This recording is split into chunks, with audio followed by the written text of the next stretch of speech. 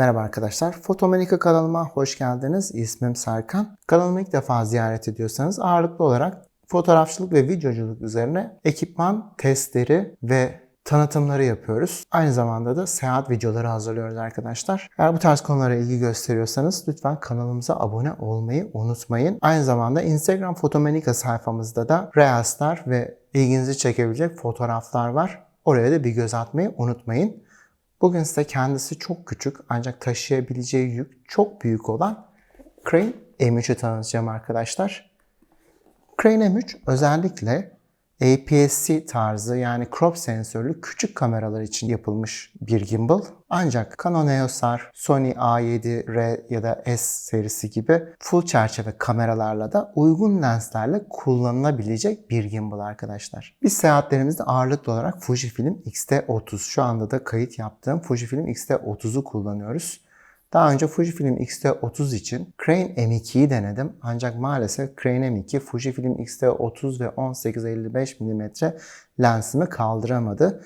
O yüzden ben de Weebill S satın aldım arkadaşlar. Weebill S de gerçekten çok küçük ve hafif bir gimbal arkadaşlar. Bugüne kadar gerçekten çok büyük sorun yaşamadığım bir gimbal. Ancak Weebill S hala Fujifilm X-T30 için bence büyük bir gimbal. Biz seyahatlerimizde Fujifilm X-T30 kameramız, Canon EOS R kameramız, DJI Mini 2 drone'umuz, GoPro'muz, bunun yanı sıra 2 tane cep telefonu, gimbal, GoPro aksesuarları, tripod, yedek piller derken sırt çantamız oldukça doluyor arkadaşlar. O yüzden ne kadar hafif bir ekipman taşırsak bizim için o kadar iyi. Bu yüzden biz Crane M3'ü tercih ettik. Crane M3 Canon EOS R gibi bir kameranızın yanı sıra Fujifilm X-T30 gibi daha küçük crop sensörlü bir kamerayı kaldırabileceği gibi GoPro ya da diğer aksiyon kameralarınız ya da cep telefonunuzu kaldırabileceğini iddia ediyor arkadaşlar. Bunların hepsini beraber test edeceğiz. Bu videoyu çektiğim zaman arkadaşlar Zintech Türkiye sitesinde henüz satın al seçeneği yok maalesef. Henüz Türkiye'ye gelmemiş. Buradan takip edebilirsiniz fiyatları ne olacakla ilgili. Bu ürün 3 kit halinde geliyor. Amerika satış sitesine baktığım zaman standart kit, size kutu açılımını yapacağım kit bu. Bu kitte göreceğiniz gibi küçük bir tripod, kablolar, kutusu ve lambası için jeller var arkadaşlar. Renkli jeller var. Combo kit'e girerseniz ilave bir $80 daha veriyorsunuz. $449 geliyor. Tripodu büyütüyor. Daha büyük bir tripod veriyor. Böyle bir çok şık bir çanta veriyor. Cep telefonu tutacağı veriyor. Ve yine aynı şekilde jeller. Pro kit yine combo kit'e ilave olarak böyle bir mikrofon ve mikrofon adaptörü veriyor arkadaşlar. Benim standart kiti seçmemdeki en büyük sebep combo kitte yer alan bu çanta. Gayet şık, güzel ancak çok bana göre değil. Çünkü ben bütün kamera ekipmanlarını bir çantaya koymayı seviyorum. Tripod olarak da zaten Weebill S'ten dolayı benim böyle büyük bir tripodum var. Bu kiti almamdaki en büyük sebep her şeyin ufak olması. O yüzden bunun gibi küçük tripodu tercih ediyorum. Pro Kit'teki bu mikrofon bana sorarsanız daha çok sokak röportajları yapan arkadaşlar için veya gazeteciler için. Ben normal vloglar yaptığım için bu mikrofon bana göre çok büyük. Ancak sizin buna ihtiyacınız varsa bu Pro Kit'i tercih edebilirsiniz. Yaklaşık standart kit ile Pro Kit arasındaki fark $280 civarında arkadaşlar. Kutusunu açabiliriz artık.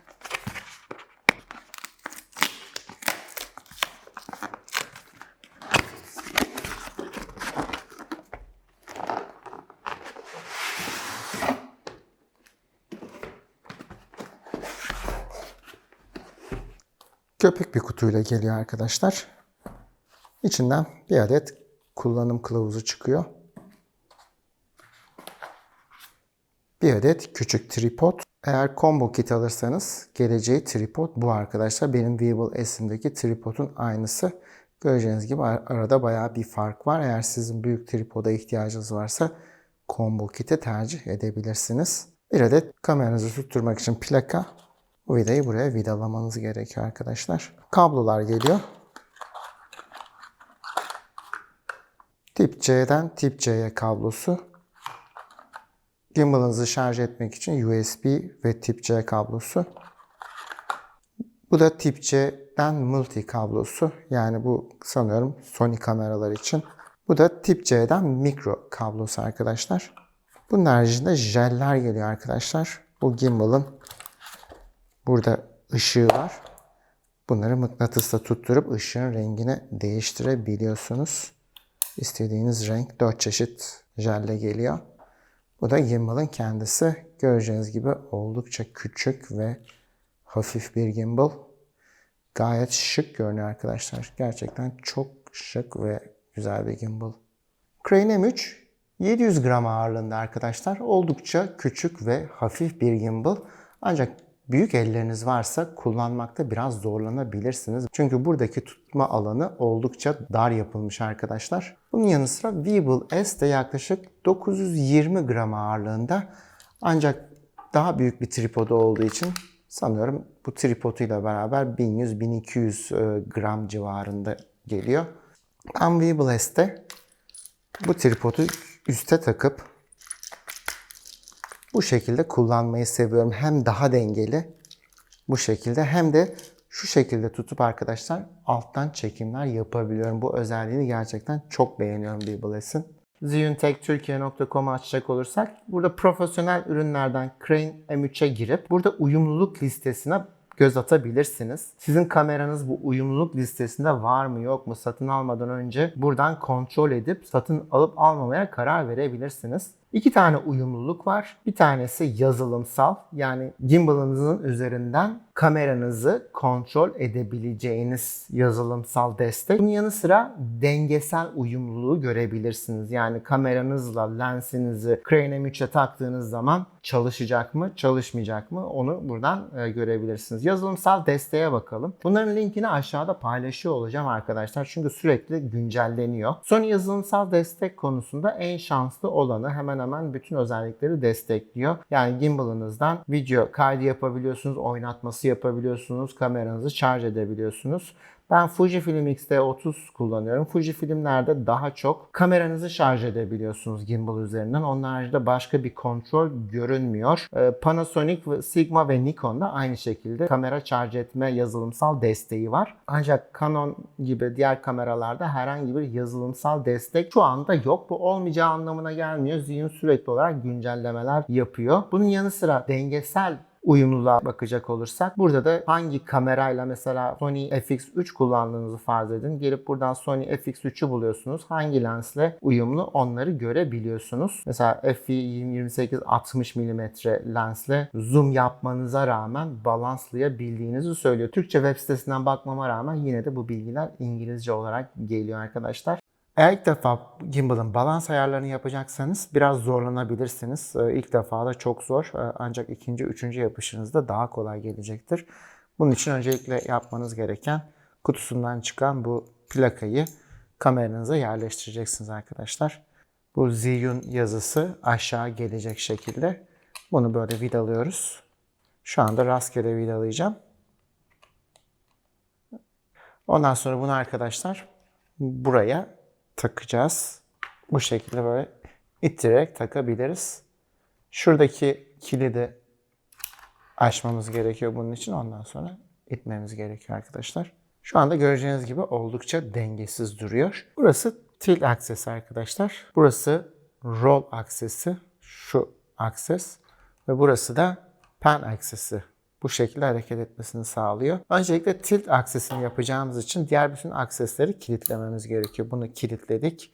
Roll akses de arkasından kilitleniyor. Bunu da kilitledik. Bunlar şimdi sabit kaldı. Bunun için buradaki vidayı öncelikle gevşetmemiz gerekiyor. Ondan sonra bunu ileri geri çekerek yukarıda duracağı şekilde dengelememiz gerekiyor. Yani dik durması gerekiyor bunun. Evet, burayı dengeledik. Ondan sonra bunu tekrar burayı sıkıştırıyorum. Ondan sonra kameranın böyle düz ileri bakması gerekiyor. Bıraktığım zaman şu anda düşüyor. Bunu ayarlayacağız. Bunu da ayarlayacağımız yer burası. Buradaki vidayı gevşetirsem ileri geri alarak, evet, burayı da dengelemeyi başardım. Evet, fena olmadı. Daha sonra roll aksisi yapacağız. Bunun kilidini buradan, şurada göreceğiniz kilit yeri, buradan kilidini kaldırıyorum arkadaşlar. Göreceğiniz gibi sola kayıyor. Sola kaydığı için yine buradaki vidayı açıyorum.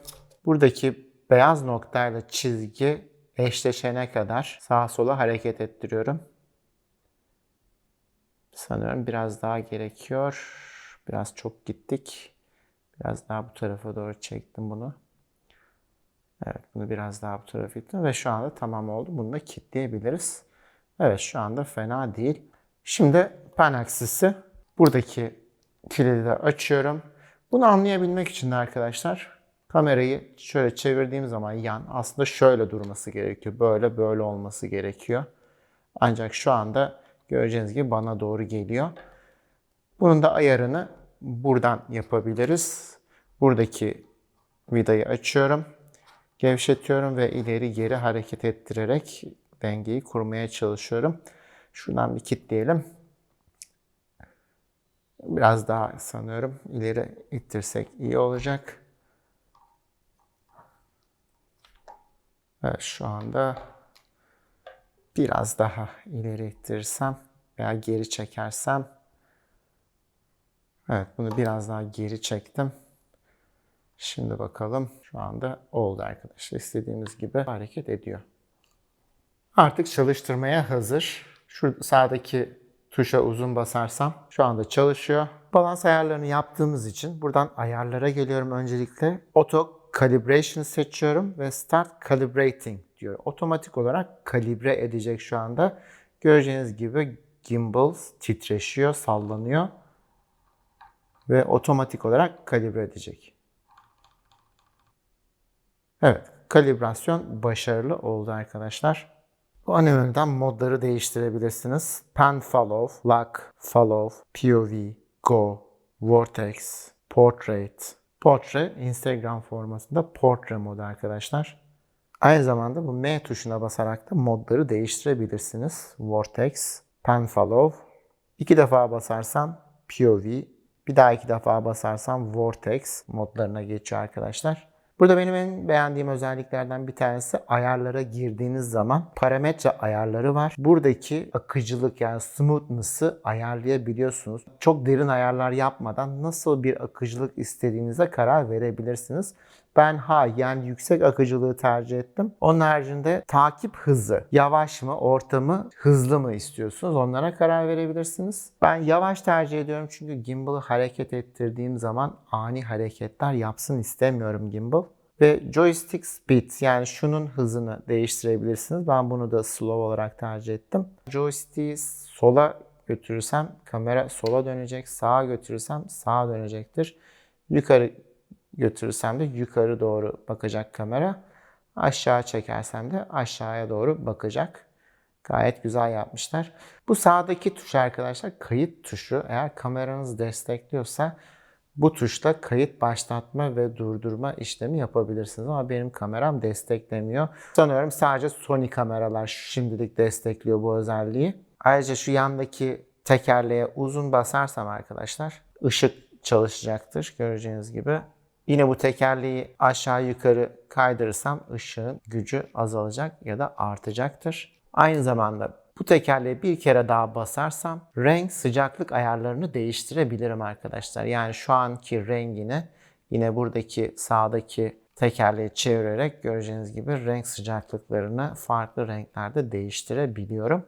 Bu tekerlek ise POV modunu manuel kontrol etmenizi sağlıyor. Yani kamerayı sağa veya sola doğru yan döndürüyor. Ancak bunu da ayarlardan kapatabilme şansınız var. Eğer buradaki tuşa 2 defa basarsanız kameranızın konumunu düzeltecek.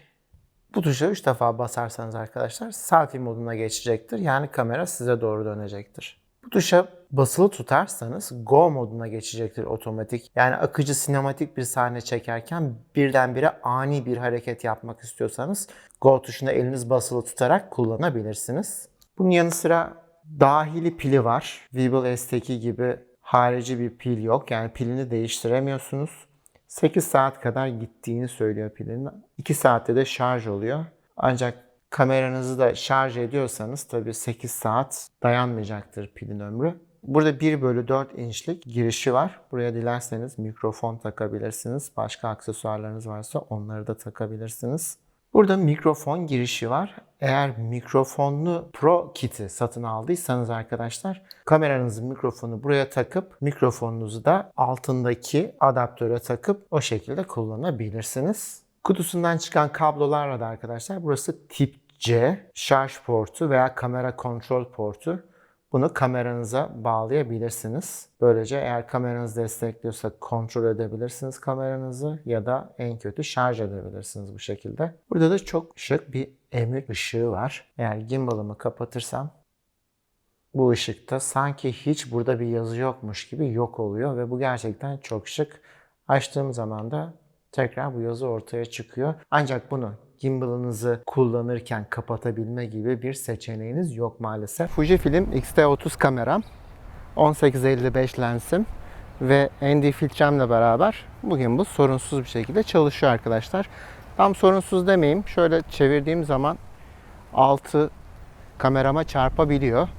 Bu her modda bu şekilde olmuyor. Çok büyük bir sorun mu? Evet, bazen büyük sorun olabilir eğer çok hızlı hareket ediyorsanız. Modlara bakalım arkadaşlar. Pen follow modu sadece pen aksisi burada çalışıyor. Yani kamerayı sola, sağa çevirdiğim zaman sadece sola, sağa dönüyor.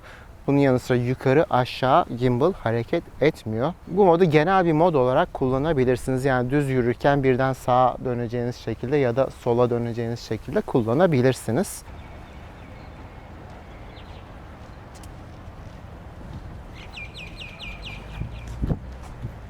Diğer mod lock modu. Lock modu kilit modu arkadaşlar. Sadece bir yöne doğru hareket ediyor.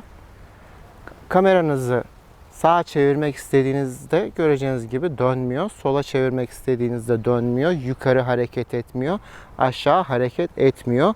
Sadece tek bir yönü gösteriyor. Eğer düz bir çekim yapmak istiyorsanız kullanabileceğiniz bir mod.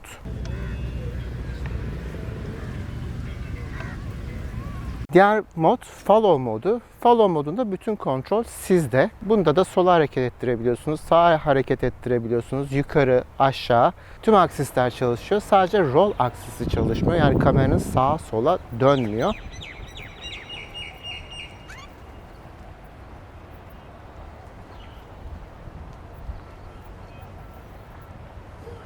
Şu anki mod POV modu arkadaşlar. POV modunda da kamera sola, sağa dönüş yapabiliyor.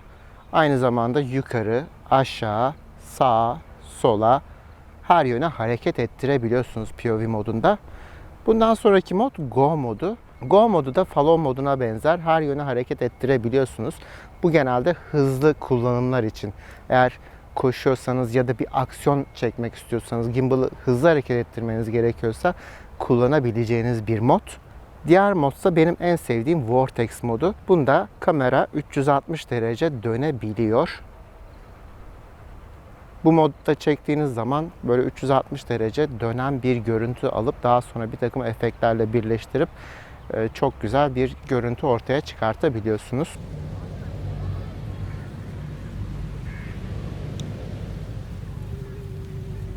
Hangi modda olursanız olun bu tuşa 2 defa basarsanız gimbal kendisini yeniden konumlayacaktır. Hangi moddaysanız o moda göre yeniden konumlayacaktır. Diğer mod ise arkadaşlar portre modu. Portre modu özellikle dik video çekmek istiyorsanız kullanabileceğiniz bir mod. Ancak bunun şöyle bir dezavantajı var. Kolunuzu bu şekilde tutmak zorundasınız. Yani yere dik bir şekilde gimbalınızla dik video çekemiyorsunuz. Bunu kameranızı ve gimbalınızı yatay çevirmeniz gerekiyor. Bu bazen sorun olabilir çünkü kolunuzu sürekli böyle tuttuğunuzu düşünün. Bayağı yorucu olabiliyor ama hiç yoktan iyidir. Çünkü benim Weeble S'imde maalesef portre modu yoktu. O yüzden kamerayı sökmek zorunda kalıyordum. Başka bir plaka, başka bir adaptöre bağlıyordum. O adaptörü gimbal'a bağlıyordum ve tekrar balans yapmak zorunda kalıyordum. En az 15-20 dakika harcamak zorunda kalıyordum. Bunda yatay kullanmama rağmen en azından bu mod var. O yüzden çok mutluyum bu modun olmasından.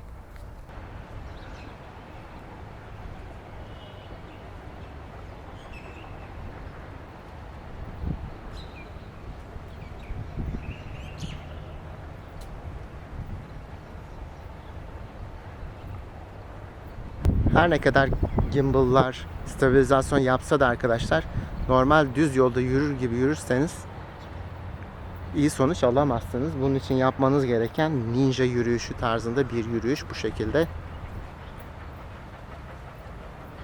GoPro'mla da herhangi bir sorun yaşamadan balanslama yapabildim arkadaşlar. Göreceğiniz gibi gayet de güzel bir şekilde çalışıyor. Yani GoPro için de ideal bir gimbal bu. Ve GoPro ile kullandığınız zaman çok daha küçük görünüyor göreceğiniz gibi. Bütün modları sorunsuz bir şekilde kullanabiliyorum. Benim en çok ilgilendiğim Vortex modu arkadaşlar. GoPro'nun her ne kadar iyi stabilizasyonu olsa da arkadaşlar Vortex gibi modları kendi kendinize yapamazsınız. Yani elinizde taşırken yapamazsınız. Note 20 telefonumla da gayet uyumlu ve güzel çalışıyor. Sadece şöyle bir sorun yaşadım. Kılıfıyla balans yapamadım maalesef. Neden bilmiyorum. Cep telefonunuzda kullanmak için eğer benim gibi standart paketi satın aldıysanız bu cep telefonu tutacağı beraberinde gelmiyor. Bunun için buna benzer bir cep telefonu tutacağı almanız gerekiyor. Böyle altında tripod girişi olan bir adaptör almanız gerekiyor. Ancak o şekilde kullanabilirsiniz. Onun harici telefonunuza bağlayabileceğiniz bir aparat yok içerisinde. Her ne kadar cep telefonumu böyle dik bağlamaya çalışsam da arkadaşlar maalesef balans yapamadım. Şu anda en zor setup'ı deniyorum arkadaşlar. 24'e 105 mm lens ve Canon EOS R kameram. Bu kurulum kesinlikle önerilen bir kurulum değil arkadaşlar. Göreceğiniz gibi hiçbir şekilde hareket etmiyor. Arkaya çarpıyor, buraya çarpıyor ve uzun bir süre kullanıldığı zaman bu motorlar ısınıyor. Uzun bir süreden kastım şu anda 1 dakikadır kullanıyorum. Bu motorlar ısınmaya başladı ve bir süre sonra gimbal kendisini aşağı doğru bırakacak ve bunu balans yapmak çok zor, imkansız neredeyse. Ancak zaten bu Zhiyun'un önerdiği bir kurulum değil arkadaşlar. Bu çok ağır bir setup. Böyle bir zoom lens yerine daha küçük bir lensle kullanmanız gerekiyor.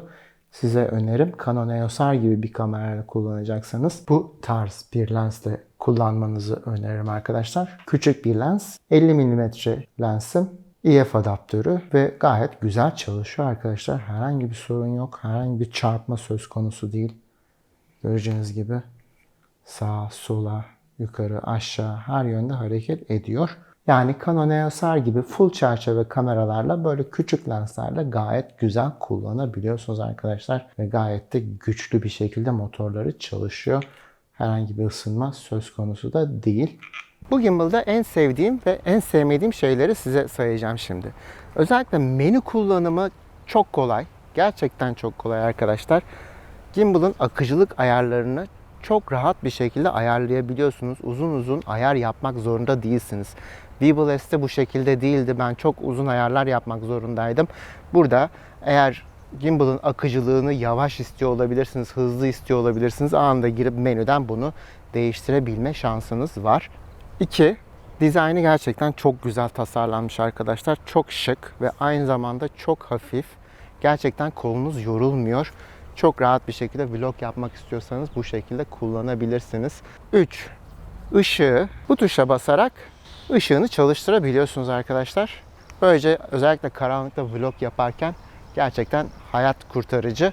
Sadece vlog olarak düşünmeyin. Karanlık ortamlarda çekim yaptığınız zaman gerçekten güzel aydınlatıyor. Ve bu ışığın gücünü ayarlayabiliyorsunuz arkadaşlar. Kısıp açabiliyorsunuz. Aynı zamanda bir kere daha bu tuşa basarsam renk sıcaklığını değiştirebiliyorum. Yani renklerini değiştirebiliyorum. Burada 2600 Kelvin'den 5400 Kelvin'e kadar renk sıcaklık ayarları yapabiliyorsunuz. Gerçekten bu benim en çok hoşuma giden özelliklerden bir tanesi. Kullanımı ve elde tutuşu gerçekten çok güzel, çok rahat bir gimbal. Özellikle seyahat için kullanabileceğiniz en ideal gimbal'lardan bir tanesi. Sevmediğim özellikleri sayacak olursam arkadaşlar, bu ekran çok küçük. Benim için hiçbir sorun yok. Küçük olması daha iyi. Ancak parmaklarımla dokunduğum zaman sürekli yanlış tuşlara basıp duruyorum. Yanlış komutlara basıp duruyorum. Yine bu kadar küçük olabilir, sorun yok ama keşke şu joystickle gidip gelebilseydim menüler arasında. Yani dokunmatik olmasaydı ya da hem dokunmatik hem joystickle gidebileceğim bir şekilde olsaydı. Bu joystick'i basılabilir yapmışlar arkadaşlar.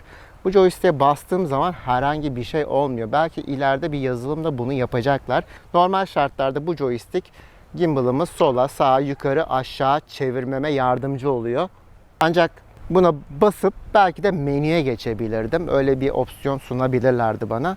Bunun yanı sıra buradaki tuşlar özelleştirilebilir değil hiçbirisi. Mesela buraya POV modunu manuel kontrol edebilme özelliği koymuşlar. Bunu en kötü kapatabiliyorsunuz ya da POV modunu etkinleştirebiliyorsunuz manuel olarak.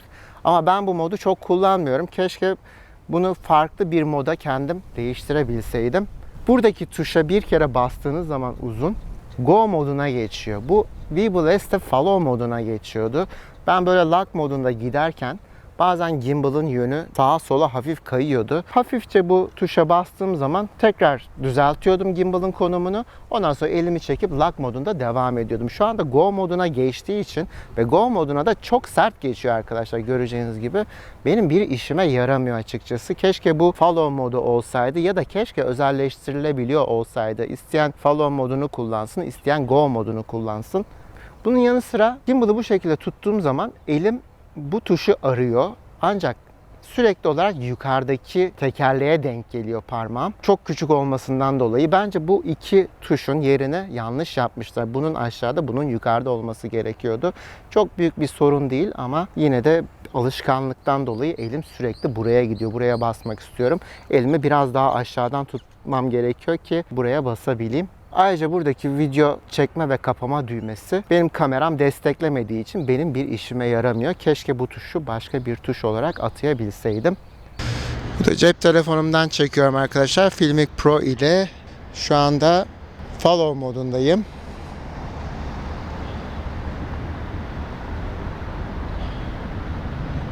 Follow modunda her yeri oynatabiliyorum. Yukarı aşağıya kaldırabiliyorum. Şu anda Go modundayım. Hızlı şekilde geçiş yapabiliyorum. Yukarı, aşağıya, sağa, sola. Şu anda Lock modundayım arkadaşlar. Lock modundan Go moduna geçeceğim. Göreceğiniz gibi çok sert bir şekilde geçiyor. Tekrar Lock moduna aldım. Şu anda tekrar Follow moduna alıyorum. Tekrar konumlandırmak için.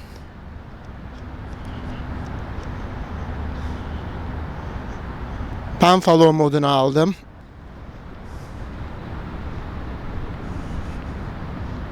Şu anda kayıt yaparken arkadaşlar öndeki tuşa 3 defa basınca Vlog moduna geçtim şu anda. Işığı da yanıyor. Şu anda ışığı kapatalım. Aradaki farkı görebilirsiniz. Şu anda ışık kapalı. Tekrar açalım. Evet, gayet güzel. Işığı biraz kısabiliriz, açabiliriz. Vlog modu da gayet güzel bence. Şu anda POV modundayım arkadaşlar. Cep telefonumla Filmic Pro ile çekiyorum.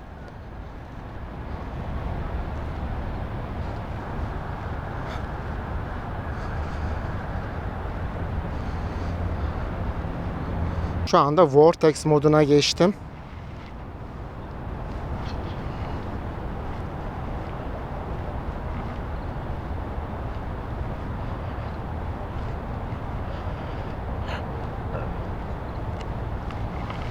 Bence gayet başarılı bir gimbal arkadaşlar. Bütün testleri benim için geçti. Gimbal'larda dediğim gibi yürüyüşünüze de dikkat etmeniz gerekiyor. Ben bir yandan çekim yapmaya çalışırken çok rahat yürüyemedim. İki elimle tutmam gerekiyor. Şu anda beni görmüyorsunuz, biliyorum. Bu soruna bir çözüm bulalım. Evet, sanıyorum görüyorsunuz. Biraz ışık fazla oldu. Evet, şunu kısalım biraz. Evet, ben gerçekten kısa süre kullanmama rağmen çok memnun kaldım. Daha detaylı testler yapmam gerekiyor ama ilk izlenimim ve ilk deneyimlerim olumlu yönde. Beeple S'e göre çok daha iyi bir stabilizasyonu var diyemem. Bana sorarsanız hemen hemen aynı. Pan Follow modunda bu gimbal daha küçük olduğu için elde kontrol etmesi daha kolay olduğundan diye tahmin ediyorum. Daha kolay Pan Follow modunu yapabiliyorum. Onun haricinde çok büyük bir fark görmedim stabilizasyon konusunda arkadaşlar. Genelde gimbal'lar hemen hemen hepsi aynı işlevi yapıyor ama bu gimbal bu kadar küçük olmasının yanı sıra bütün kameraları hemen hemen taşıyabilmesi sayesinde bence diğer gimbal'ların bir adım önüne gidiyor ve gerçekten taşıması çok kolay. Tavsiye ettiğim bir gimbal ama artılarını eksilerini de size saydım. Bunları da düşünerek alıp almamaya karar verebilirsiniz. Bu gimbal kimler için yapılmış? Eğer sadece cep telefonunuzla kullanacaksanız bence bu gimbal cep telefonları için biraz pahalı bir gimbal ve cep telefonunuzu gimbal üzerinden kontrol edemiyorsunuz. O yüzden hem daha ucuz hem de cep telefonunuza daha çok işlem yapabileceğiniz gimbal'ları tercih edebilirsiniz. Eğer sadece GoPro kullanıyorsanız yine aynı şekilde GoPro'nuzu bu gimbal üzerinden kontrol edemiyorsunuz. Yine GoPro'nuzu kontrol edebileceğiniz daha ucuz gimbal'lar piyasada var. Eğer tam çerçeve bir kamera kullanıyorsanız ve sadece tam çerçeve bir kamera kullanıyorsanız bence daha büyük opsiyonlara bakmanızda fayda var. Zhiyun'un yine Weebill S, Weebill 2 gibi opsiyonları gerçekten çok güzel. Onları kullanabilirsiniz. Ancak benim gibi hem cep telefonu hem GoPro hem full çerçeve kamera hem de bunun gibi crop sensörlü bir kamera kullanıyorsanız işte o zaman bu gimbal tam size göre arkadaşlar. Ancak elinizde küçük bir kamera varsa benim gibi ve sadece küçük bir kamerayla kullanacaksanız yine de bu gimbal tam sizin için arkadaşlar. Eğer bu videoda cevaplayamadığım sorularınız varsa ki mutlaka vardır, yorumlarda yazmaktan lütfen çekinmeyin. Eğer bu videoyu da izliyorsanız %93 oranında kanalıma abone değilsiniz. Kanalıma abone olmayı lütfen unutmayın arkadaşlar. Bir sonraki videomuzda görüşmek üzere, hoşça kalın.